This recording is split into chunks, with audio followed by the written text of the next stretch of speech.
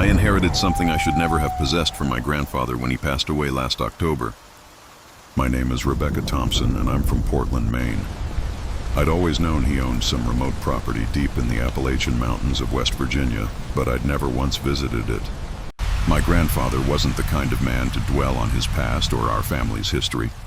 When he died at 93, he left me his entire estate, including that mysterious cabin, a place that had been in our family for over a century. Samuel Thompson, my grandfather, was born and raised in those West Virginia mountains before he relocated north in the 1950s. He rarely spoke of his childhood or the reasons he left the mountains behind. Whenever family members, myself included, inquired about his early life, he'd either skillfully change the subject or offer vague answers about seeking better opportunities up north. The few times I managed to press him for details, his eyes would grow distant, and he'd simply say some places were better left in the past. That phrase always sent a shiver down my spine, even then. The lawyer handling the estate informed me the cabin sat on 47 acres of heavily forested land in a hollow named Serpent's Gap. Roughly 30 miles from the nearest town, there was no electricity, no running water, and the only access was a dirt road that became impassable during heavy rain or snow. The property taxes were minimal, and the cabin itself, he said, hadn't seen any maintenance in decades. The lawyer suggested I might consider selling the land to a timber company and forgetting about it entirely. But something about inheriting this mysterious piece of my family's past utterly captivated me. I was between jobs at the time, having recently completed a contract with an environmental consulting firm, so I decided to drive down to West Virginia to see what my grandfather had truly left me. Perhaps I could fix up the cabin and transform it into a retreat, or maybe I'd discover it was utterly worthless and just sell it off. Either way, I felt a deep, undeniable need to explore this hidden chapter of my family's history. The drive from Maine to West Virginia spanned 2 days. I spent a night in a motel in Beckley, then headed towards Serpent's Gap the following morning. The directions the lawyer provided led me deep into what was once coal country, through small towns that looked like they'd been deserted decades ago. Empty storefronts, boarded-up houses, and the occasional local sitting on a porch, watching my car pass with suspicious, wary eyes. The dirt road leading to the cabin was barely wide enough for my Honda Civic. Tree branches scraped against both sides of the car as I navigated my way up into the mountains, following a creek that grew progressively narrower and more overgrown with each passing mile. After about 40 minutes of careful, tense driving, I finally glimpsed the cabin through the trees. My initial impression was that the place was in far better condition than I had anticipated. It was a traditional log cabin, likely built in the early 1900s, featuring a sturdy stone chimney and a covered front porch. The roof looked solid, and while the logs had weathered to a dark gray, the overall structure appeared sound. Someone, it seemed, had maintained this place much more recently than the lawyer had suggested. I parked next to the cabin and began exploring the property. There was an old well with a hand pump that still functioned, an outhouse that looked more recently constructed than the main cabin, and several smaller outbuildings that appeared to have served as storage. The forest pressed in tightly on all sides with towering oaks and maples that largely blocked out the sunlight. Even in the middle of the day, the hollow felt dim, ancient, and eerily enclosed. The front door was unlocked, which surprised me until I remembered we were probably 20 miles from the nearest neighbor. Inside, the cabin was furnished with simple, handmade pieces that seemed to date back to the 1940s or 50s. There was a stone fireplace, a small kitchen area devoid of appliances, 2 bedrooms, and a main living space filled with shelves of books and what looked like personal belongings. That's when a chilling realization dawned on me. My grandfather had been returning here regularly, likely for decades. The cabin was far from abandoned. I found recent additions, a battery-powered radio, canned goods with expiration dates just a few years old, and clothes hanging in one of the bedroom closets. Clothes I recognized as my grandfather's. This had been his secret retreat, a place he'd visited without ever breathing a word to any of the family. The silence of his deception echoed in the quiet rooms. I spent the first day exploring the cabin and sifting through my grandfather's possessions. Most were unremarkable. Old hunting and fishing magazines, basic camping supplies, a few changes of clothes. But in the bedroom that was clearly his, tucked beneath the bed, I discovered a wooden chest containing something far more compelling. The chest overflowed with old photographs, letters, and what appeared to be journal entries dating back to the 1940s. The photographs showed my grandfather as a young man, alongside other unfamiliar faces, all posed at various locations around the mountain property. There were pictures of hunting trips, family gatherings, and what looked like community events or celebrations. But as I chronologically examined the photos, something disturbing emerged. In the earlier pictures, there were always 8 or 9 people in group shots. As the years progressed, the numbers dwindled until by the 1950s, my grandfather appeared alone in most images. Where had everyone else gone? The journal entries offered some answers, but they simultaneously raised even more troubling questions. My grandfather had meticulously kept records of something he called the feeding schedule. Early entries from the 1940s mentioned taking turns with other family members, ensuring someone visited the hungry place at least once a month during the warmer seasons. He wrote about leaving offerings of fresh meat, usually deer or rabbit, at a specific location he referred to as the mouth. As I read further, a cold dread began to settle over me. I started to grasp that my grandfather and his extended family had been caretakers for something that dwelled in the mountains surrounding the cabin. Something that demanded regular sustenance to keep it appeased and prevent it from venturing into the valleys where others lived. The journal entries described this entity as ancient, something that had existed in these mountains long before white settlers arrived, something the Cherokee tribes had known about and respected. According to my grandfather's notes, his family had made some kind of agreement with this entity generations ago. In exchange for keeping it fed and hidden, it would protect their land and family from outsiders with ill intent. But this agreement came with strict rules and terrible consequences for anyone who dared to break them. The entries from the late 1940s detailed what happened when his cousin Robert attempted to leave the mountain and move to Charleston without fulfilling his assigned feeding duties. Robert vanished en route out of state, his car discovered a week later, completely demolished, with no trace of Robert himself. My grandfather wrote that they all understood what had transpired, but they were powerless to do anything but continue honoring their obligations. One by one, family members either died or disappeared until my grandfather was the sole remaining individual responsible for maintaining the feeding schedule. The later journal entries revealed his increasing desperation as he aged, realizing he might soon be unable to continue his duties. He had tried to locate other family members who could take over, but most of his relatives had moved away from the mountains, wanting nothing to do with what they considered backward superstitions. The final journal entry, dated just 3 months before my grandfather's death, chillingly stated that he was too old and ill for the monthly trips to the feeding place, and that he could sense the thing in the mountains growing restless, growing hungry. He feared what might happen if the feeding ceased after his passing. He had decided to leave the property to me, his only granddaughter, in hopes that I might comprehend the gravity of continuing this family obligation. At the bottom of the chest, wrapped in an old piece of canvas, I found a crudely drawn map showing the precise location of the mouth and detailed instructions for acceptable offerings. According to my grandfather's notes, the feeding place was a natural cave opening about 2 miles up the mountain from the cabin, concealed within a grove of dead trees where nothing else would grow. I sat in that dim cabin, reading my grandfather's journals by lamplight, struggling to process what I had uncovered. Part of me wanted to dismiss the entire affair as the superstitious beliefs of an isolated mountain family, a dark fantasy. Yet another part, a growing sense of dread deep in my stomach, couldn't ignore the undeniable fact that my grandfather had maintained these rituals for over 60 years, long after he had moved away and built a new life in Maine. He had never spoken of it to anyone, but he had never stopped returning, never stopped feeding whatever lived in these mountains. As the sun set on my first day at the cabin, I heard something that turned my blood to ice. It began as a low humming sound, almost like a mournful song, emanating from somewhere deep within the forest surrounding the cabin.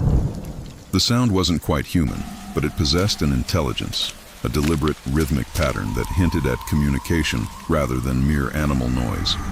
It was ancient, resonant, and incredibly unsettling.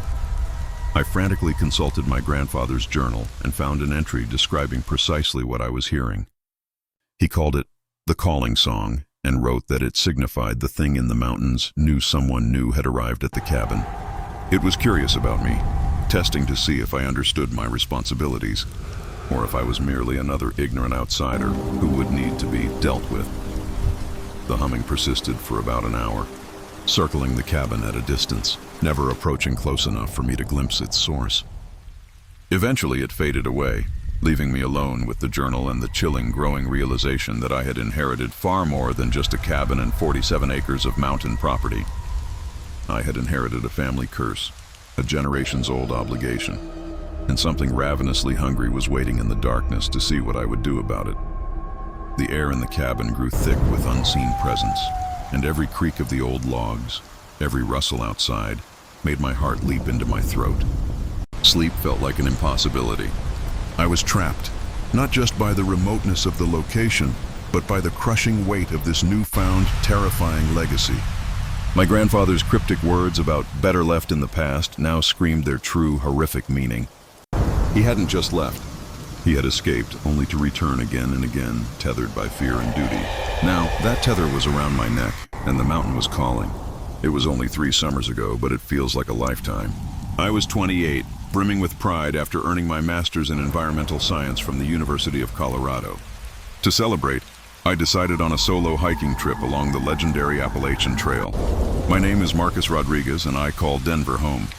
Having conquered countless challenging peaks in the Rockies, I truly believed the gentler, rolling mountains of the East Coast would be a welcome, relaxing change of pace. I couldn't have been more tragically wrong about the ancient, watchful hills that awaited me. My journey began in Virginia, with a goal to cover about 50 miles over 5 days, winding through the breathtaking Blue Ridge Mountains. The first 2 days unfolded like a dream. The trail was clearly marked, the weather was perfect, and I was making excellent time, easily averaging 12 miles a day. I savored the solitude at designated campsites, truly immersing myself in the wilderness. The Appalachian carries a vastly different energy than the Rockies, where Colorado's peaks feel sharp, wild, and relatively young. These eastern hills exude an incredible antiquity, heavy with untold stories, and an almost watchful presence in the very air itself. On the 3rd morning, a jarring discovery shattered my peace. My GPS device was completely dead. It had been fully charged the night before, a fact that gnawed at me. Even stranger, my brand new backup power bank refused to work. Still, I had my trusty paper maps and a compass, so I wasn't overly concerned. The trail was clearly delineated by those familiar white blazes painted on trees every few hundred yards. What I thought could possibly go wrong? I'd been hiking for roughly 2 hours when he appeared. I was taking a quick water break in a small clearing when this man seemed to materialize from the dense woods, as if he'd been waiting just for me. He looked to be in his 40s, dressed in faded camouflage pants and a tattered flannel shirt. His long, greasy hair was pulled back into a ponytail, and a thick, untamed beard framed a face that hadn't seen a razor in months. His eyes, though, were what truly held me. A startling, washed-out pale blue, like a winter sky reflecting off ice, and they seemed to hold an ancient, knowing glint. "You look lost, friend," he drawled, despite my standing right beside a prominent trail marker. I assured him I was fine, just resting, but he kept talking. He introduced himself as Billy, claiming he'd spent his entire life in these mountains. He boasted an intimate familiarity with every trail, every shortcut, every hidden spring and cave. He possessed a peculiar way of speaking, friendly on the surface, yet deeply unsettling underneath, like a smile that never quite reached those icy eyes.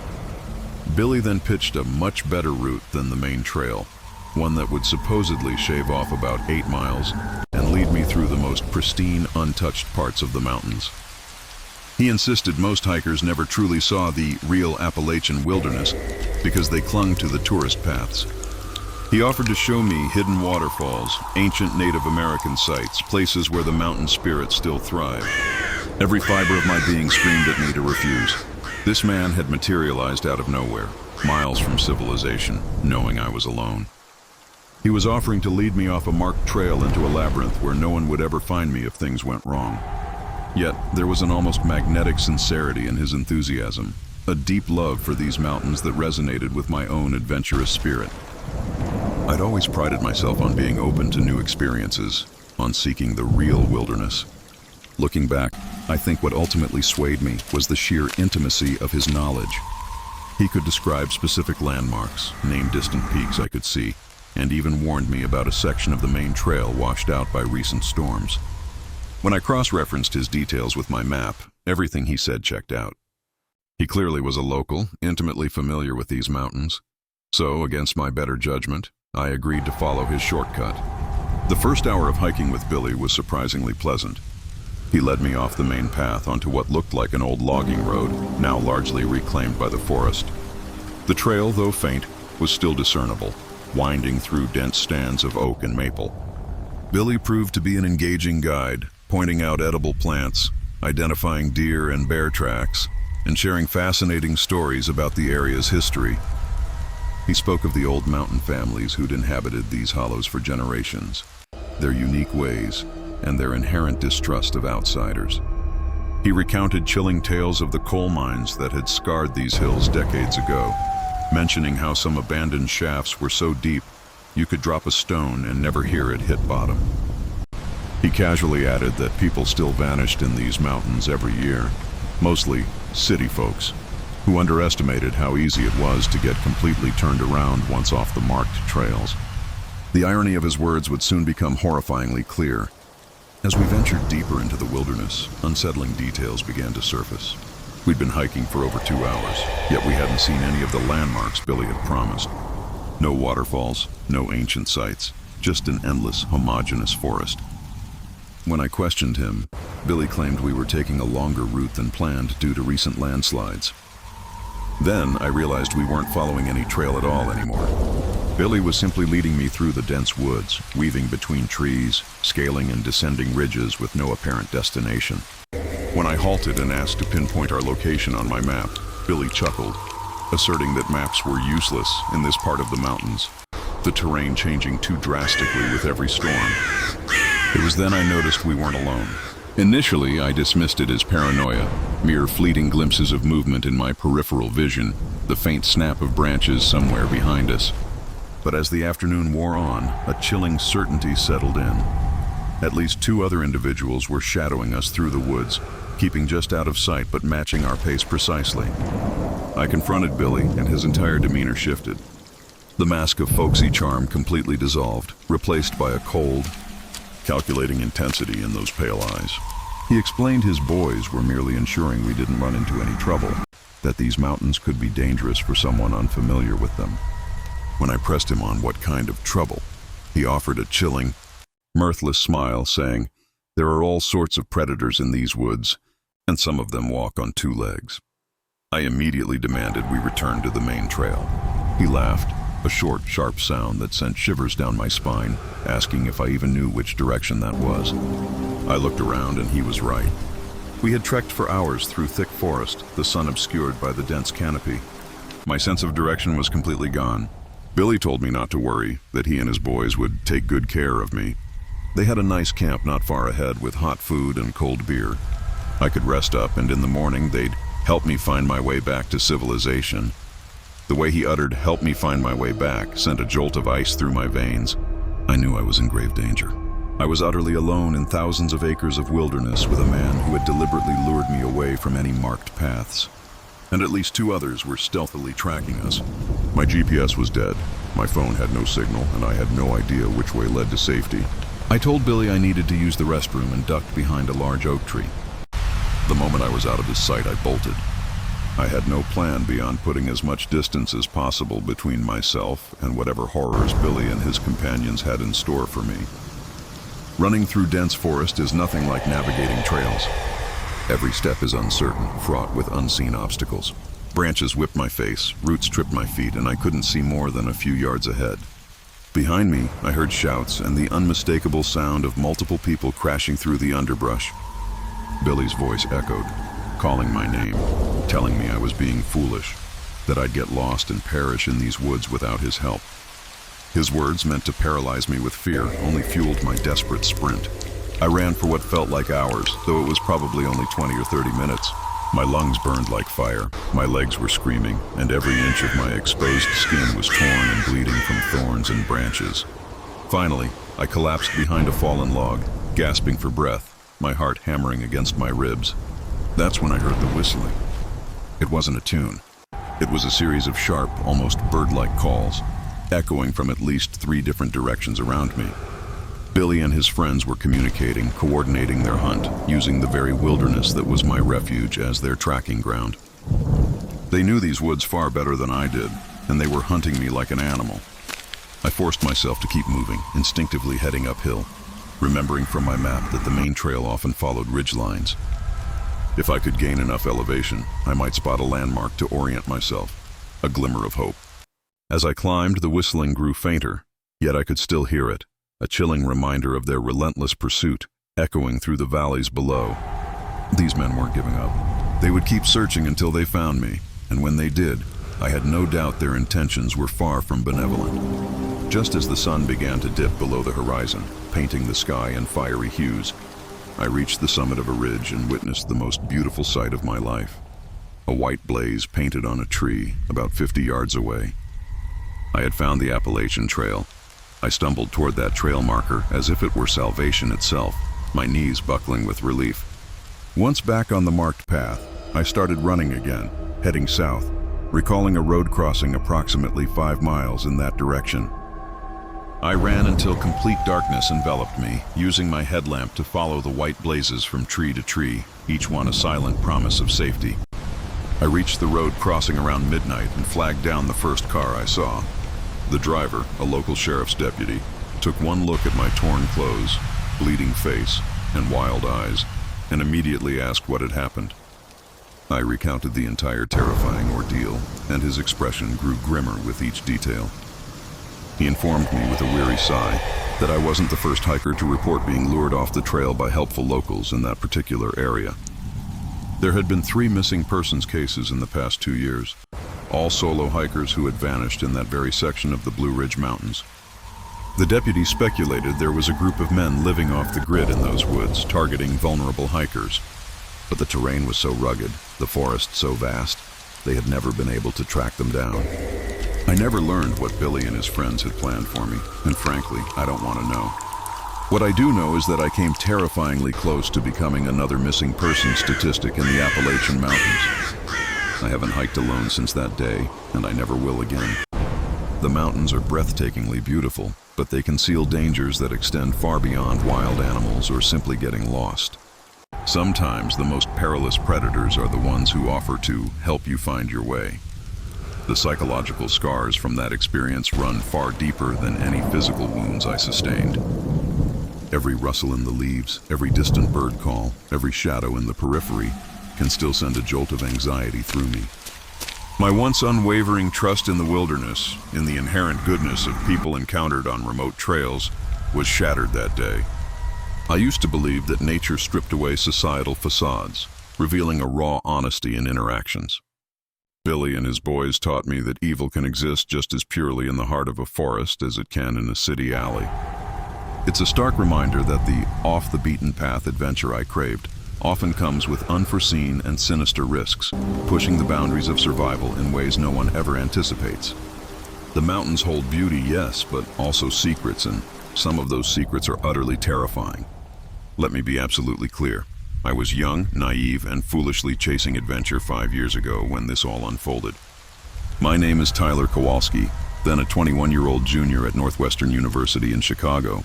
Studying journalism, I harbored this romantic notion of unearthing authentic American stories in places untouched by tourists.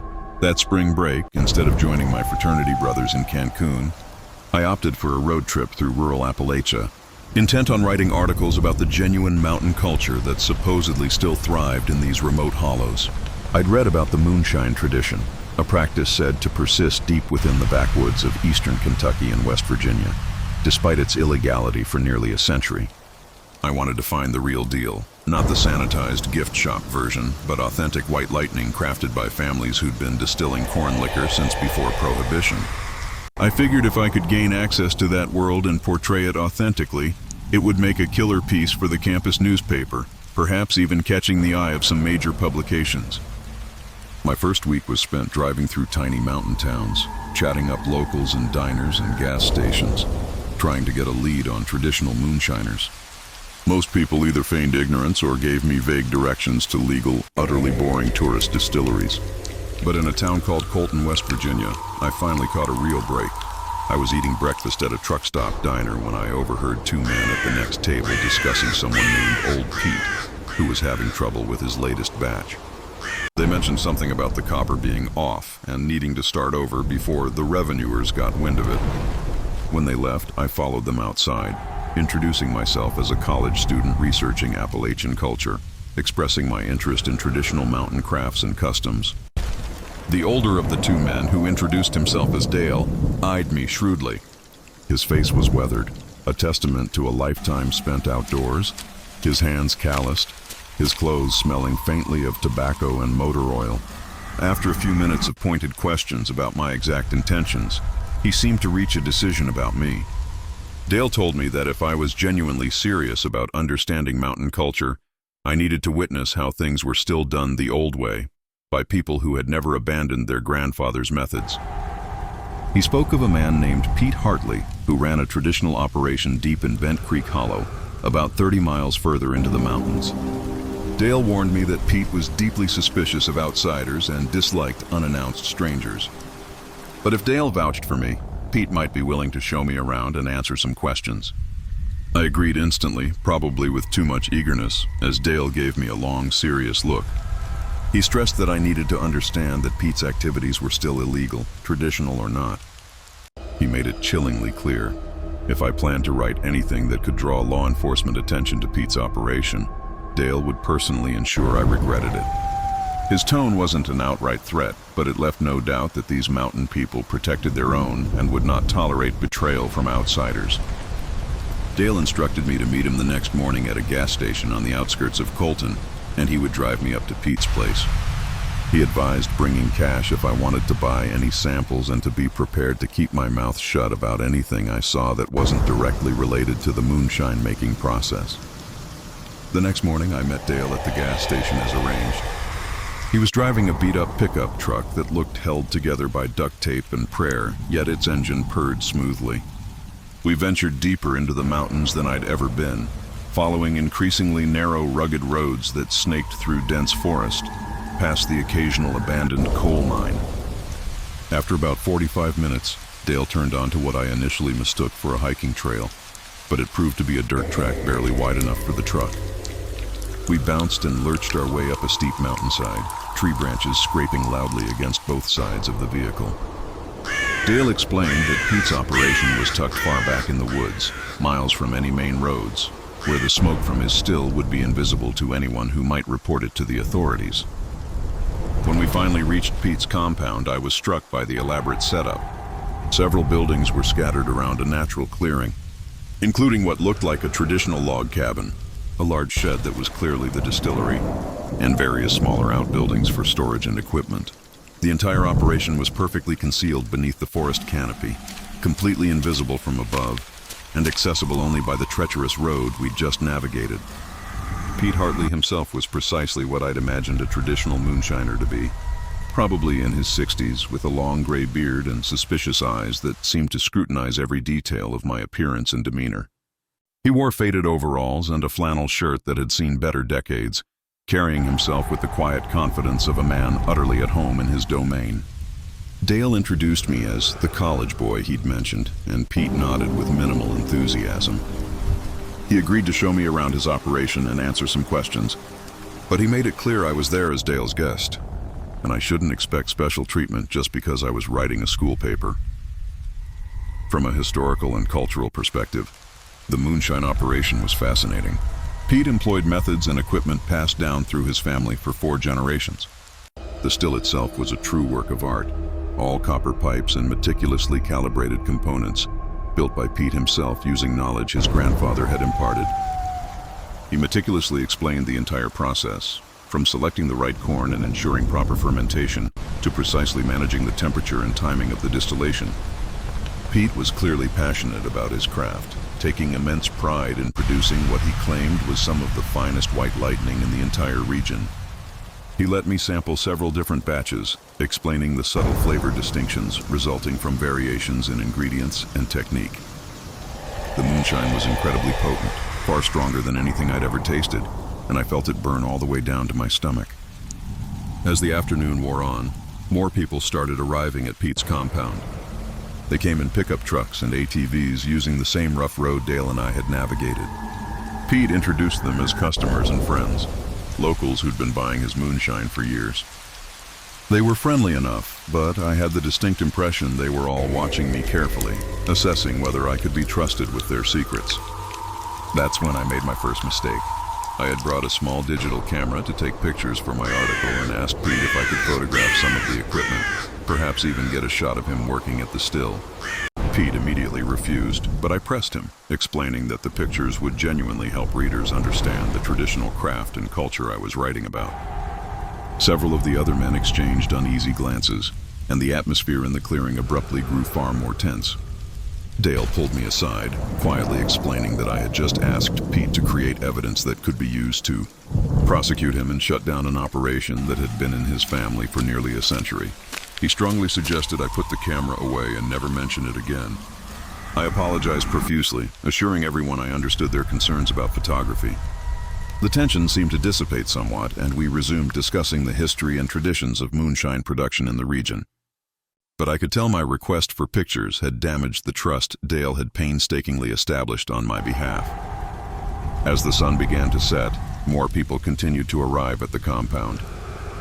I noticed that some of the newer arrivals were carrying weapons, not just hunting rifles, but handguns and what appeared to be military-style firearms. The conversation gradually drifted away from moonshine production to other topics I didn't fully grasp, but which clearly involved illegal activities beyond simple liquor distillation. That's when I made my second and far more serious mistake. One of the newcomers, a man in his 30s who arrived on an ATV with a large backpack, was conducting some kind of business with Pete that involved exchanging cash for small packages that were definitely not moonshine. My journalistic curiosity got the better of me, and I started paying close attention to their conversation, trying to piece together what was being discussed. The man with the backpack noticed me listening and sharply asked Pete who I was and why there was a stranger at the compound during a business meeting. Pete reiterated that I was Dale's guest. Just a college kid writing about moonshine traditions. But the man was clearly unconvinced.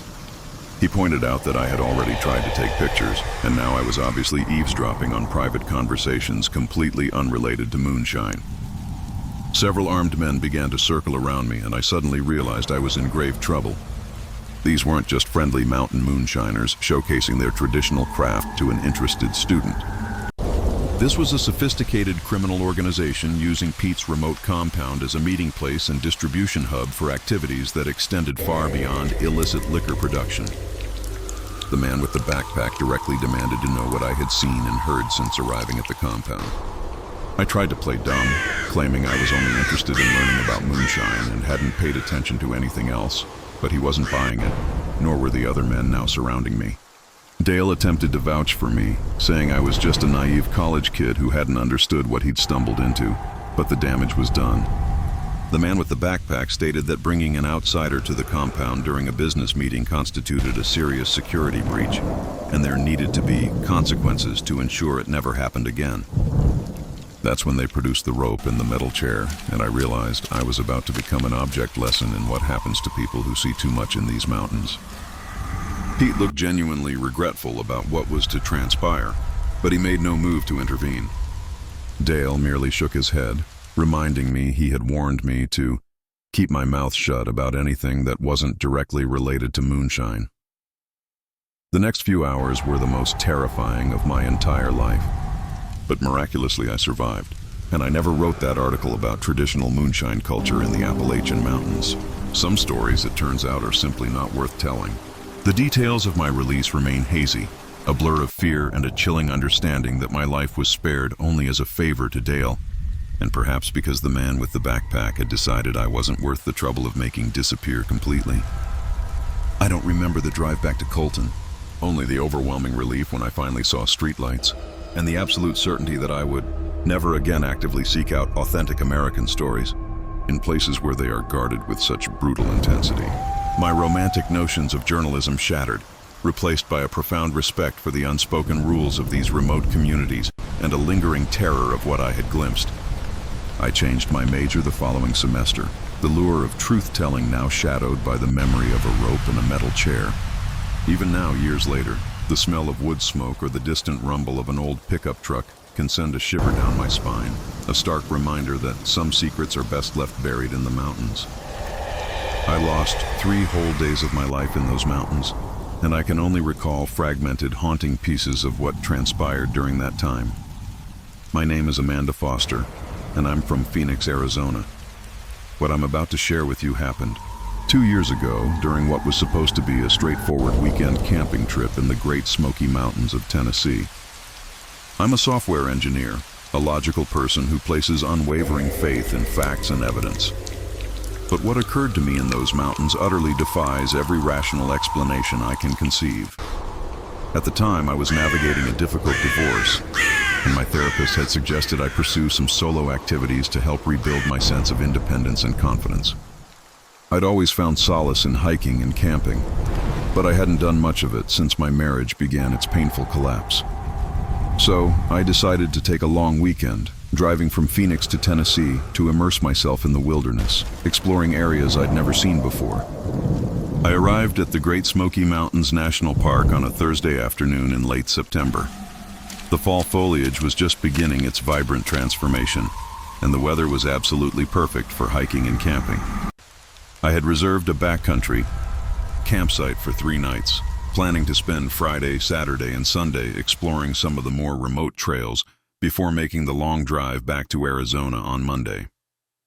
My campsite was situated about 4 miles from the nearest trailhead, accessible only by hiking through dense forest along a narrow mountain path. I'd been backpacking for years and was perfectly comfortable with isolation, but I'd never camped quite this far from civilization before. The nearest other campers were at least 2 miles away, and I saw no one else on the trails throughout the entire day. That Thursday evening, I set up my tent, cooked dinner on my camp stove, and settled in for what I anticipated would be a peaceful night under the stars. I distinctly remember sitting by my campfire around 9:01 p.m., reading a book and enjoying the ambient sounds of the forest. The last clear memory I possess from that first night is checking my watch at 9:47 p.m. and contemplating an early turn-in to get a jump on hiking the next morning. The very next thing I remember is waking up on Sunday afternoon in a completely different location. I was lying on bare ground in a grove of dead trees, roughly half a mile from my original campsite. My tent, my backpack, and all of my gear were utterly gone. I was still wearing the same clothes I'd put on Thursday morning, but they were filthy and torn in several places. My hiking boots were missing and my feet were cut and bruised as if I'd been walking barefoot over rough terrain for hours. When I checked my watch, it read 3:30 p.m. on Sunday. I had lost nearly 3 full days with absolutely no recollection of what had transpired. My mouth was parched. I was incredibly hungry and felt profoundly weak, as though I hadn't eaten or had sufficient water in days. Yet the strangest part was that I didn't feel like I'd been unconscious or ill. I felt alert and aware, just utterly bewildered about my location and how I'd arrived there. I immediately attempted to retrace my steps back to my campsite, but nothing looked familiar. The grove of dead trees where I'd awakened was unlike anything I'd seen during my hike-in on Thursday. All the trees in the area appeared to have died recently. Their bark was black and peeling, and nothing grew on the forest floor beneath them. Even more disturbing, the trees seemed to have died in a perfect circle, with healthy, vibrant forest encircling the dead zone on all sides. In the center of the grove, there was a natural depression in the ground that resembled a shallow crater. The soil was dark and possessed an oily texture that didn't seem natural. When I knelt to examine it closer, I caught a chemical, unpleasant odor, like sulfur mixed with decaying vegetation. Carved into the largest of the dead trees were symbols I didn't recognize. They weren't letters or numbers, but intricate geometric patterns deeply incised into the bark with some kind of sharp tool. The cuts looked fresh, some still oozing sap, despite the tree itself appearing months dead. I spent about an hour frantically, searching the area for my camping gear, but I found no trace of my tent, backpack, or supplies. It was as if they had simply vanished into thin air. Eventually, I gave up and tried to find my way back to the main trail so I could hike out to my car and begin piecing together what had happened. That proved far more challenging than I expected. I had hiked these mountains before and was usually skilled at navigation, but nothing felt right. The terrain seemed fundamentally different from what I remembered from my hike-in on Thursday. Hills and ridges I was certain should have been in specific locations were nowhere to be found. Even the sun's position seemed off for the time of day and season. I wandered through the forest for several hours, growing increasingly desperate and confused. I should have easily found the main trail from my location, but every direction I tried led me deeper into unfamiliar, disorienting territory. It was as if the very landscape had shifted during the 3 days I couldn't recall. Just before sunset, I finally encountered another person. He was an elderly man wearing a park ranger uniform, walking alone on what appeared to be a game trail. When he saw me, he immediately asked if I was Amanda Foster and informed me that people had been searching for me since Friday morning when I'd failed to check in at the ranger station, as required for backcountry campers. The ranger, Bill Hriss, had been part of the search team scouring the area since Friday afternoon. He said they had discovered my abandoned campsite on Saturday morning, my tent still pitched, but with no sign of me anywhere. There had been no evidence of a struggle or animal attack. I had simply vanished without leaving any tracks or clues about my direction of travel. Ranger Hriss radioed for assistance, then escorted me back to the ranger station, where I was questioned by park officials and local law enforcement about what had happened during my missing 3 days. The problem was, I genuinely couldn't remember anything after sitting by my campfire Thursday evening. I had no explanation for how I'd ended up in the grove of dead trees, what had become of my camping gear, or why I had no memory of the intervening time. A medical examination at the local hospital revealed some profoundly disturbing findings. I had multiple small cuts and scrapes on my arms and legs that appeared several days old and partially healed. There were also what looked like injection sites on both of my arms, as if someone had been drawing blood or administering drugs intravenously. The blood tests came back clean for common drugs and toxins, but the doctor noted there were hundreds of substances that wouldn't appear in standard screenings. Most unsettling, however, was the discovery of what seemed to be surgical scars on my scalp, hidden beneath my hair. They were small, perhaps half an inch long each, and appeared to have been made with precise instruments. The doctor who examined them said they seemed recent, probably made within the past few days. Yet I had no memory of any medical procedures or injuries that would necessitate such treatment. Over the following weeks, I began to experience disturbing dreams that felt less like dreams and more like resurfacing memories from those missing 3 days. In these dreams, I was lying on a cold metal table in some kind of vast underground facility, surrounded by shadowy figures and medical scrubs performing tests and procedures I couldn't fully comprehend. There were harsh, bright lights, the persistent hum of electronic equipment, and conversations and voices that sounded somehow not quite human. In one particularly vivid dream, I was conscious but utterly paralyzed. While someone examined my brain using equipment that seemed far more advanced than anything I'd ever witnessed in a regular medical facility, they were inserting thin probes through the small incisions in my scalp, monitoring my responses on screens, displaying complex patterns and data. The most terrifying aspect of these dreams was the growing, chilling certainty that they weren't dreams at all, but actual memories slowly returning despite attempts to suppress them. I began to remember being taken from my campsite by individuals who moved through the forest with unnatural silence and coordination. I remembered being transported through underground tunnels connecting different parts of the mountain and being held in a facility that was definitively not any legitimate research installation. I also began to remember other people who had been brought to the same facility, other hikers and campers who had vanished in the area over the years. Some of them had been there far longer than me, exhibiting signs of repeated procedures and prolonged imprisonment. I remembered being told I was being prepared for something, but I could never quite recall what that something was supposed to be. When I attempted to report these recovered memories to law enforcement, I was dismissed. I was told there was no evidence of any underground facilities in the area, and my experiences were likely the result of trauma-induced hallucinations or false memories. The official explanation for my disappearance was that I had become disoriented, wandered away from my campsite, and suffered a head injury that caused temporary amnesia. But I know that explanation is a lie. Something truly unfathomable happened to me during those 3 missing days. Something that involved people or entities with technology and capabilities far beyond what should exist in a remote national park. The irrefutable physical evidence on my body, the surgical scars and the injection sites, proves that I didn't simply wander around the forest in a confused state for 3 days. I have never returned to the Great Smoky Mountains, and I likely never will. But sometimes, late at night, fragments of conversations and procedures resurface, chilling me to the bone and convincing me that whatever was done to me during those missing days is far from over. This experience has irrevocably altered my life, transforming a once logical, grounded individual into someone constantly looking over her shoulder. Every unexplained sound, every fleeting shadow ignites a spark of dread.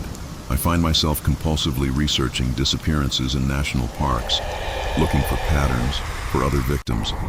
The nightmares persist, growing more detailed, more vivid, and the unsettling feeling that I've been marked, or perhaps fundamentally changed, never leaves me. I carry with me not just the memory of what happened, but a terrifying anticipation of what might still be coming. They may have tried to erase those days, but they didn't succeed entirely, and I live with the unsettling truth that I am merely waiting for the other shoe to drop, for what that something was supposed to be to finally reveal itself. I had it all: GPS, a satellite phone, every piece of cutting-edge gear imaginable. But none of it mattered when I stumbled upon something in those mountains that seemed to anticipate and completely neutralize every single technological advantage I carried. My name is Michael Chang. I'm from San Francisco, California, and I've spent over 15 years dedicating my life to wilderness survival and backcountry navigation. I've led countless training courses, rigorously tested outdoor equipment, and explored some of the most untouched corners of North America. Yet, what unfolded in the eastern Tennessee mountains last fall didn't just challenge my skills, it fundamentally shattered everything I believed about survival in the modern age.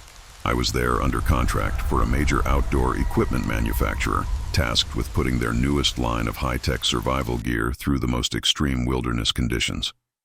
This wasn't just any equipment. It was military-grade, a GPS unit with satellite connectivity, an emergency beacon boasting global positioning, a thermal imaging scope, night vision goggles, and a satellite communicator designed to keep me connected from literally anywhere on Earth. My mission was to spend 2 solitary weeks deep within the Cherokee National Forest, pushing each device to its absolute limits in real-life survival scenarios, meticulously documenting its performance for potential military and civilian use. I'd chosen a location more than 20 miles from the nearest road, accessible only by a grueling hike through impossibly rugged terrain, steep ridges, dense forest, and numerous stream crossings. My topographic maps and satellite imagery confirm no established trails, no designated camping areas, and no human activity for decades. It was the perfect isolated crucible for high-tech survival equipment. The first 3 days unfolded perfectly, exactly as planned. I set up my base camp in a natural clearing, close to a reliable water source. I meticulously tested the GPS and communication equipment, dutifully documenting the performance of every survival tool. Everything worked flawlessly. I remember feeling genuinely impressed by how much easier modern technology made wilderness survival compared to traditional methods. My GPS unit provided pinpoint location data, displaying detailed topographic maps on its crisp, high-resolution screen. The satellite phone maintained crystal-clear communication with my support team back in California, allowing me to send daily status reports and equipment evaluations. With the thermal imaging and night vision, I could navigate and even hunt effectively, even in absolute darkness. I felt utterly in control, confident that I could handle any emergency. That unshakable confidence lasted until the 4th night. I awoke to an unsettling silence, a palpable void where the soft hum of electronics usually existed. Every single piece of electronic equipment had simultaneously died. My GPS unit was completely lifeless, its screen black despite showing a full battery charge just hours before. The satellite phone refused to power on, and when I pulled out and reinserted the battery, it displayed error messages I'd never encountered, messages that weren't in any manual I'd ever read. The thermal scope and night vision goggles were equally unresponsive, showing only static or completely black screens. My immediate thought was powerful electromagnetic interference, a solar storm perhaps, or military testing. But then I checked my backup mechanical devices, my compass and altimeter. They were malfunctioning too, in ways that simply defied scientific explanation. The compass needle spun wildly, never settling on a consistent direction. The altimeter readings jumped thousands of feet within minutes, even though I hadn't moved an inch in elevation. Even my mechanical wristwatch had stopped, frozen eerily at 3:17 a.m., precisely when I first noticed the failures. I spent the entire morning desperately trying to troubleshoot the problems. I checked batteries, connections, settings, everything according to the manufacturer's instructions. Nothing worked. It was as if something was actively interfering with both electronic and mechanical devices, employing methods far beyond any natural phenomenon I could comprehend. Without GPS or communication, I was truly stranded in one of the remotest parts of the eastern United States. But I'd faced similar situations before, relying only on traditional methods, and I was confident I could navigate back to civilization using natural landmarks and basic orienteering.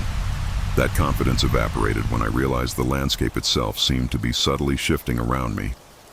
The clearing where I'd made my base camp was still there, and the stream flowed nearby, but the surrounding terrain looked different. Hills and ridges I had meticulously noted on my maps were no longer in their correct positions relative to my campsite. The stream flowed in a different direction than I remembered. Several distinctive rock formations I'd used as navigation points had simply vanished or moved. I tried to rationalize it, convincing myself I was disoriented by the stress of my equipment failing. But when I climbed to the highest point nearby for a better view, I could see it clearly. The entire landscape was subtly but definitively different from what my maps indicated should be there. Even more disturbing was the creeping realization that I was being watched. It began as just a feeling, that unsettling sensation of being observed from the surrounding forest. As the day wore on, I started catching fleeting glimpses of movement in my peripheral vision, always just at the edge of sight, always vanishing the instant I turned my head. By evening, I was absolutely certain I was being stalked by something that was deliberately staying hidden, monitoring my every move. Whatever it was, it moved through the forest with utter silence, never rustling a leaf or snapping a twig, never making a sound that would betray its presence. Yet, I could sense it circling my campsite at a distance, its unseen gaze fixed on me.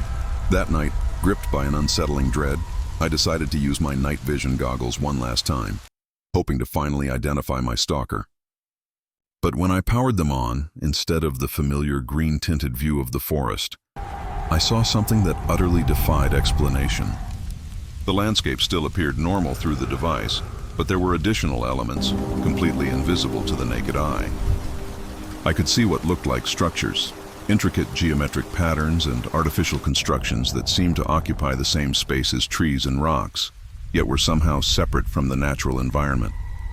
Even more disturbing were the figures appearing in the night vision display.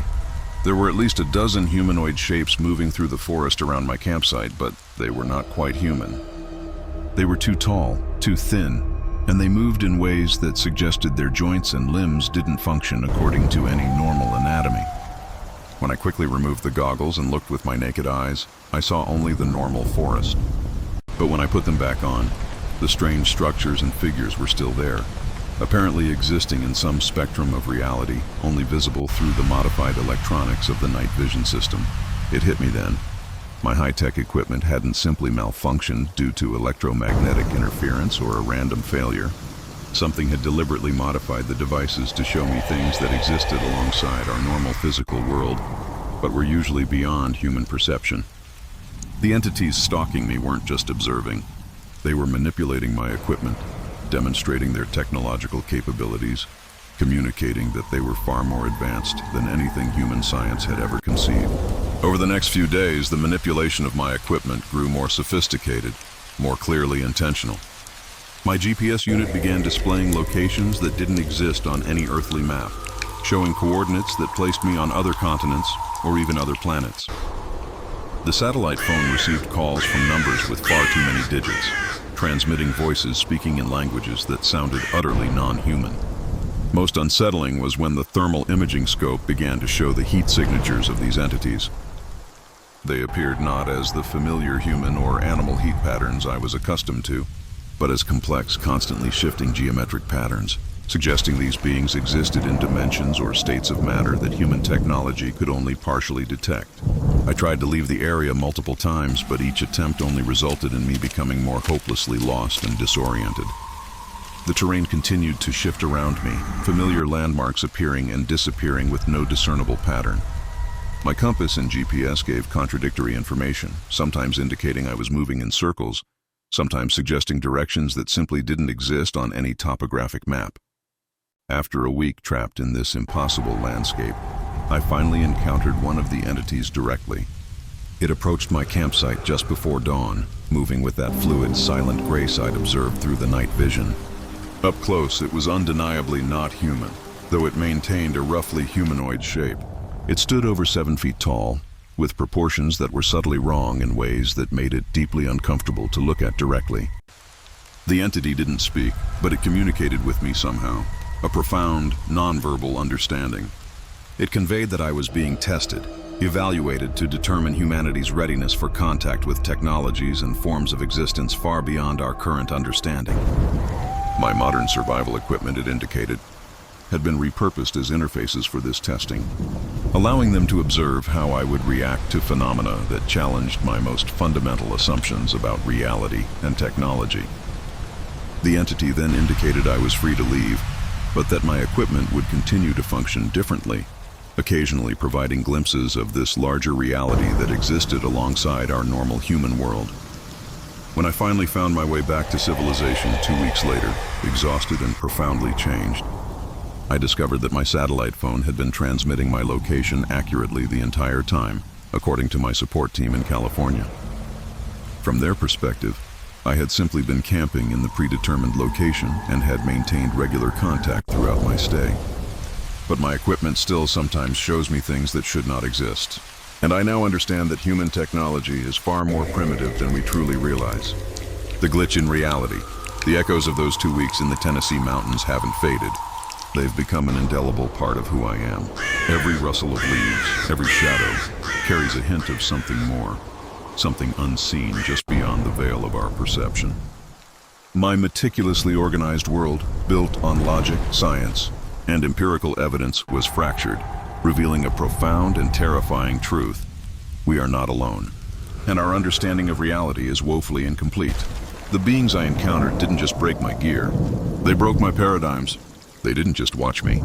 They manipulated my world to deliver a message. A revelation of higher intelligence operating on principles we can barely grasp. What does it mean for humanity when our most advanced tools are mere toys in the hands of another species, repurposed to showcase a reality we are incapable of perceiving unaided? It means our hubris is vast, and our true place in the cosmic order is far more humble than we've dared to imagine. Now, every time my GPS flickers or my phone distorts, I'm not just seeing a malfunction. I'm catching a glimpse of the vast, intricate, and deeply unsettling truth that lies just beneath the surface of our mundane existence. A truth that continues to haunt and redefine my understanding of everything. Growing up, I used to think my Appalachian grandmother's tales were just charming mountain folklore. It wasn't until 2 years ago that I experienced the terrifying truth firsthand. My name is Kevin O'Brien, and I hail from New Orleans, Louisiana. What unfolded in the mountains of Southwest Virginia proved, beyond any doubt, that some old legends are rooted in a horrifying reality. My grandmother, Mima Sarah, grew up in those very mountains before moving south in the 1950s. She often spoke of a figure she called the Fiddle Man, whose music, she claimed, could drive people to madness. Mima Sarah described the Fiddle Man as an ancient spirit, one who had roamed the mountain hollows long before any white settlers ever arrived. He appeared tall and impossibly slender, always dressed in old-fashioned clothes, and carried a fiddle crafted from materials no earthly artisan could ever have conceived. She swore his music was the most exquisitely beautiful, haunting sound anyone could ever hear, but cautioned that listening for too long would steal your mind. It would leave you to wander the mountains forever, blindly following the melody deeper and deeper into places no human should ever dare to tread. She even recounted how her own grandfather had encountered the Fiddle Man in 1923. He'd been hunting alone near their homestead and followed the ethereal fiddle music for hours, utterly losing himself in the wilderness. He only snapped back to his senses just before dawn, realizing he had no idea where he was or how he had gotten there. It took him 2 agonizing days to find his way home.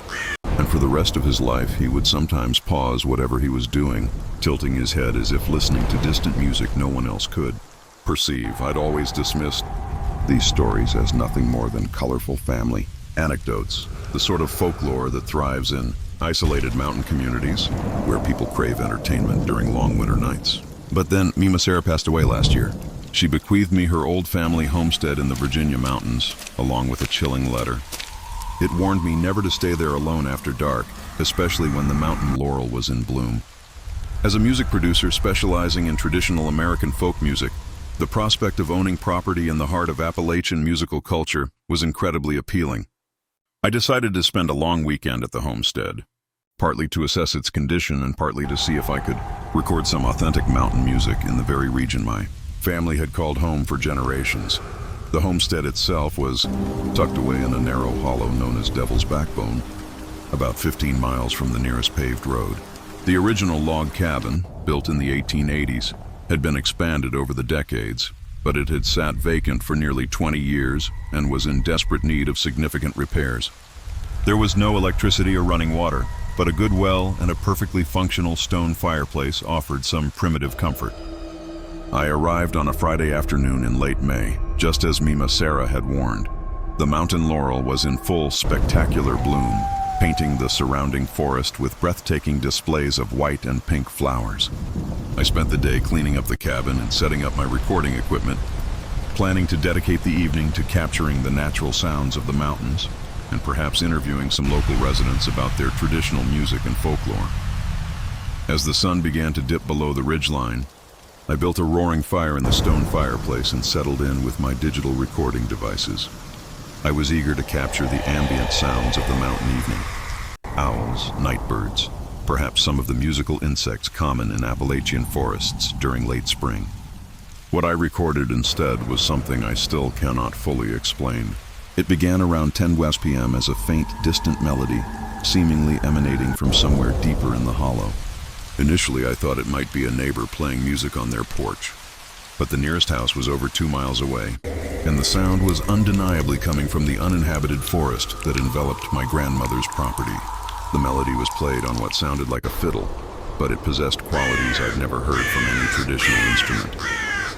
The tone was impossibly pure and resonant, with harmonics that seemed to linger in the air long after each note was played. It was hauntingly beautiful, unlike any mountain music I'd ever encountered, blending seamlessly with the natural sounds of the forest. I immediately started recording, convinced I had stumbled upon precisely the kind of authentic mountain music I'd been hoping to find. The melody was intricate and sophisticated, clearly the work of a master musician who understood traditional Appalachian musical forms, yet was pushing them into directions that felt both ancient and utterly original. As I listened more carefully, I began to recognize elements from ballads and fiddle tunes my grandmother had sung to me as a child. But this musician was weaving them together in ways that created entirely new compositions, crafting musical narratives that seemed to tell stories about the history and legends of these very mountains. The music continued for over an hour, and I found myself utterly absorbed, following the intricate melodies and variations.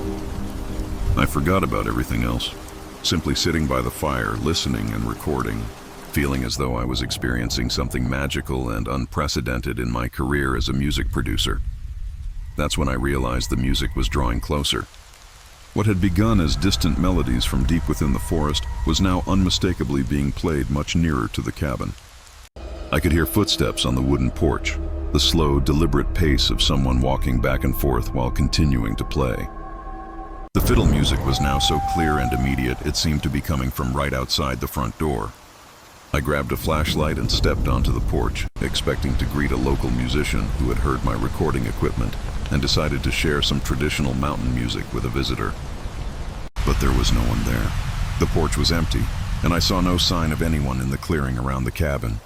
Yet the music persisted, now seemingly emanating from different directions around the cabin, as if the musician was circling the property while playing. I followed the sound with my flashlight, desperately trying to catch sight of whoever was creating this incredible music. But I never saw another soul. The melody began to transform, becoming more complex and demanding. with rapid passages that required extraordinary technical skill. But it also held a deeply hypnotic quality, making it incredibly difficult to think about anything else while the music played. I found myself walking away from the cabin, following the sound deeper into the forest without consciously making that decision. A cold dread seeped in as I remembered my grandmother's warnings about her own grandfather following fiddle music through the woods until he became completely lost. I forced myself to stop walking and turn back towards the cabin. But when I looked around, I realized I could no longer see the lights from the fireplace or remember the direction from which I had come. The music was all around me now, seeming to originate from every direction at once. The melody swelled to a crescendo, growing more intense and overwhelming with each passing moment. I felt like I was losing my grip on rational thought, becoming utterly absorbed in the music to the point where nothing else seemed to matter. That's when I saw him. He stood about 30 feet away, partially obscured by the deep shadows between two massive oak trees. He was tall and impossibly thin, clad in clothes that looked like they might have been fashionable in the 1800s. A long black coat, dark trousers, and a wide-brimmed hat that cast his face into shadow.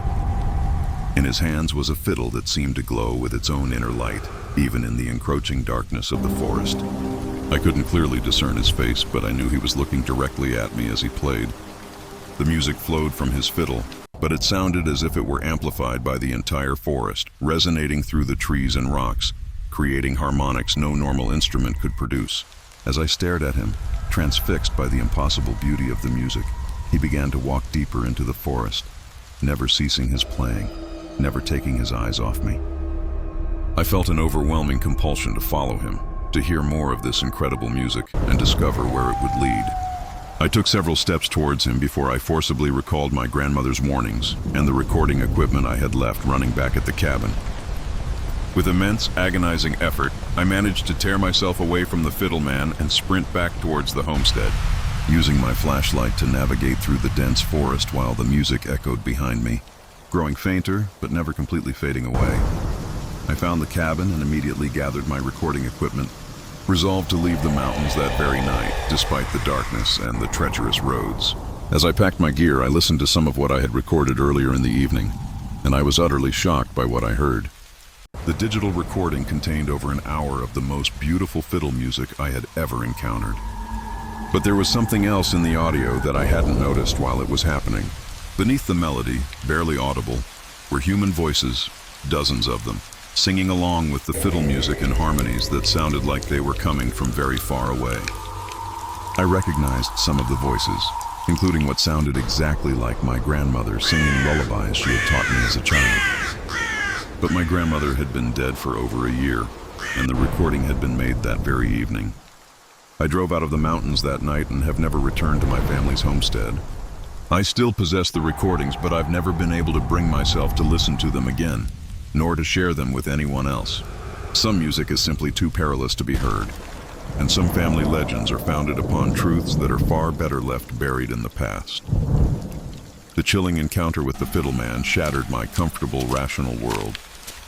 I'd always approached folklore as an interesting academic pursuit, a cultural curiosity. But that night, the spectral melodies transformed a quaint tale into a living, breathing terror. The experience left an indelible mark, a constant awareness that the veil between our world and something ancient, something unspeakable, is far thinner than we care to believe. It also instilled in me a profound respect and perhaps a healthy fear for the stories passed down through generations. My grandmother's warnings weren't just the ramblings of an old woman. They were echoes of survival, whispers of profound truths from a time when the mountains held secrets both beautiful and deadly. Now every melody I hear, especially one echoing in the quiet hours, holds a new, unsettling resonance, a reminder that the most captivating music can sometimes be the most dangerous. As a geologist, it's in my nature to be curious, especially when an unexpected discovery presents itself. And that's precisely what happened when I first saw the entrance to that mine. I'm Dr. Patricia Williams, originally from Boston, Massachusetts, though my work often takes me far from home. What I ultimately uncovered deep within those abandoned mine shafts in the mountains of eastern Kentucky, well, it's something that will forever echo in the chambers of my memory, haunting me until my dying day. My purpose for being there was routine enough. I was conducting a geological survey for a mining company. They were eyeing some old coal extraction sites, shuttered since the 1970s, hoping to reopen them. My job was to meticulously assess the structural integrity of the existing tunnels to determine if they could be safely expanded for modern mining operations. A straightforward task, or so I thought. I'd been working in the area for 3 weeks, mapping and photographing dozens of forgotten mine entrances, all scattered throughout the rugged mountainous terrain. Most were precisely what you'd expect from old coal mines: dark, partially collapsed tunnels extending a few hundred feet into the mountainside before becoming too dangerous or unstable for further exploration. But this particular mine was different. It stood out from the very first moment I laid eyes on it. The entrance was considerably larger than any of the others I'd surveyed, and it bore signs of far more recent activity than should have been possible for a mine supposedly abandoned for nearly 50 years. Fresh tire tracks marred the dirt leading up to the opening, and someone had clearly been at work, recently clearing away vegetation and debris that would have accumulated over decades of neglect. Most tellingly, electrical conduits snaked into the tunnel, suggesting someone had installed modern lighting and possibly other equipment inside. My initial assumption was that local authorities, or perhaps even the previous mining company, had been conducting their own safety inspections or environmental assessments. But when I cross-referenced my records and contacted the company that originally operated the mine, I discovered that absolutely no one had been authorized to access the site in over 20 years. The local sheriff's department also had no record of any recent activity in the area. This presented me with a genuine dilemma. As a professional geologist performing an official survey, I was obligated to document and assess all existing mine infrastructure. But if someone was using this particular mine for unauthorized purposes, I might be walking into a genuinely dangerous situation. The air thickened with a silent, unspoken threat. After considerable deliberation, a wrestling match between my caution and my insatiable curiosity, I concluded that my scientific obligations and professional duty outweighed my personal safety concerns. I geared up with all the standard safety equipment for underground exploration: a hard hat with a mounted light, backup flashlights, a portable air quality monitor, an emergency beacon, and enough water and emergency supplies for several hours underground. I also brought my digital camera and measuring equipment, determined to document whatever secrets might be hidden inside. The electrical conduit extended about 200 feet into the tunnel before connecting to a series of work lights professionally installed along the ceiling. Someone had clearly invested significant time and money into making this abandoned mine accessible and functional. The tunnel itself was in remarkably good condition, with timber supports that appeared recently reinforced and a cleared, leveled floor. As I ventured deeper, following the electrical conduit and the steady line of work lights, I began to notice side passages branching off the main tunnel. These seemed to be original mining corridors, but several had been modified with new metal doors that looked utterly out of place in an abandoned coal mine. These weren't flimsy doors. They were heavy steel constructions with multiple locking mechanisms, more akin to what you'd find in a high-security facility than an industrial mine. My air quality monitor registered normal oxygen levels and no dangerous gases, so with a growing sense of unease, I continued deeper into the labyrinthine tunnel system. Approximately half a mile from the entrance, I reached what appeared to be the main excavation area where the original coal extraction had taken place. But instead of the empty cavern I expected, I discovered a sophisticated underground facility, meticulously constructed within the natural mining chambers. There were multiple rooms, expertly carved out of the rock walls and outfitted with surprisingly modern amenities: electric lighting, elaborate ventilation systems, running water, and what looked like advanced laboratory equipment. The construction was professional grade, clearly the work of experienced contractors with access to specialized underground construction techniques. This was no amateur operation cobbled together by local criminals or opportunistic drug manufacturers. Then, in the largest of these underground rooms, I stumbled upon something that rendered my scientific training completely irrelevant. Along one wall stood dozens of metal filing cabinets, brimming with documents, photographs, and what appeared to be medical records. The documents dated back to the 1940s and continued right up to within the past few months. They meticulously detailed a long-term research project that had been conducted in this very location for over 70 years. The photographs were the most disturbing element, chilling me to the bone. They depicted people of various ages, from children to elderly adults, who seemed to be subjects in some kind of horrific medical or psychological experiments. Many of the subjects exhibited obvious signs of physical distress, malnutrition, and what looked disturbingly like crude surgical procedures performed without proper medical care. The more recent photographs in color showed much clearer detail of procedures that violated every ethical standard of human medical research imaginable.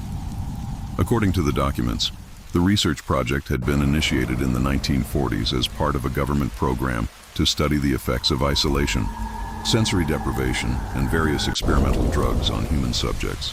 The original funding had come from federal agencies, but by the 1960s, the project had apparently been transferred to private contractors who continued the research without official oversight or approval.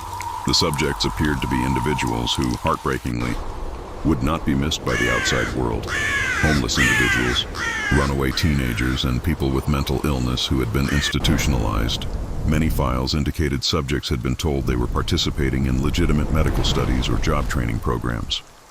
But once they arrived at the facility, they had been held against their will and subjected to procedures that could only be described as torture. The most recent files confirmed the project was still active, and new subjects were being brought to the facility regularly. There were detailed records of how subjects were recruited, transported to the mine, and processed through various experimental protocols. Many recent entries chillingly mentioned subjects acquired from hiking trails, campgrounds, and other outdoor recreation areas throughout the Appalachian region. I realized with a jolt of terror that I had stumbled upon irrefutable evidence of a decades-long criminal conspiracy involving kidnapping, human experimentation, and likely murder on a massive, unfathomable scale. I immediately began photographing as many documents as possible, attempting to create a comprehensive record of my horrifying discovery before reporting it to law enforcement. That's when I heard voices emanating from one of the side passages. My heart leapt into my throat. I quickly extinguished my headlamp and crouched behind one of the filing cabinets, striving to remain as silent as possible as the voices drew nearer. There were at least 3 people discussing schedules and procedures with the clinical, professional manner of individuals entirely comfortable with their monstrous actions. One of them mentioned needing to prepare for a new arrival who would be brought to the facility later that evening. They debated which experimental protocol would be most appropriate for this particular subject and the optimal dosage levels for the drugs they planned to administer. They spoke of human beings as if they were laboratory animals, with no recognition that they were planning to torture and likely kill another person. The voices came from a passage leading deeper into the mine, towards areas I had not yet explored. I realized there were likely additional rooms and facilities beyond what I had already discovered, and that current victims might be held in those areas right now. I was confronted with an impossible choice, a terrifying moral quandary. The rational course of action would be to immediately leave the mine, drive to the nearest town with cell phone coverage, and contact federal law enforcement agencies about my discovery. But if people were being held captive in the deeper parts of the mine, they might be moved or killed before authorities could organize a rescue operation. I decided then and there to try and gather more information about the current situation before leaving to contact law enforcement. I waited until the voices faded, then carefully made my way toward the passage where I had heard them talking. The electrical conduit continued in that direction, confirming additional facilities deeper in the mine. What I found in those deeper chambers was worse than anything I could have imagined. There were holding cells containing people in various states of physical and psychological distress. Some appeared drugged or sedated. Others were conscious but showed undeniable signs of prolonged abuse and malnutrition. All of them had identification numbers tattooed on their arms, as if they were inventory in some kind of human warehouse. The individuals running this facility had transformed an abandoned coal mine into a sophisticated underground prison where they could conduct illegal human experiments without any risk of discovery by outside authorities. They had been operating for decades, perfecting their insidious methods and expanding their capabilities, all while remaining completely invisible to the outside world. I knew, with every fiber of my being, that I had to document everything I could and then get out of there immediately to contact law enforcement. But as I was taking photographs of the holding cells, The chilling sound of footsteps behind me froze my blood. I had been discovered by whoever was running this nightmare facility. The next few minutes were the most terrifying of my life, a blur of adrenaline and desperate flight, but somehow I managed to escape from the mine and make it back to my vehicle. I drove straight to the FBI field office in Lexington, Kentucky, and handed over all the photographs and documentation I had gathered. The federal investigation that followed led to the arrest of 12 people and the rescue of 17 victims who had been held in the underground facility. But I know that what I discovered was just one small, horrifying part of a much larger, darker network of similar operations, likely hidden throughout the remote, forgotten areas of the Appalachian Mountains. Even now, months later, the images from that mine refuse to recede from my mind. The faces in those chilling photographs, the desperate eyes of the victims in their cells, the cold, clinical voices of their tormentors discussing human beings as if they were mere biological samples. They replay constantly.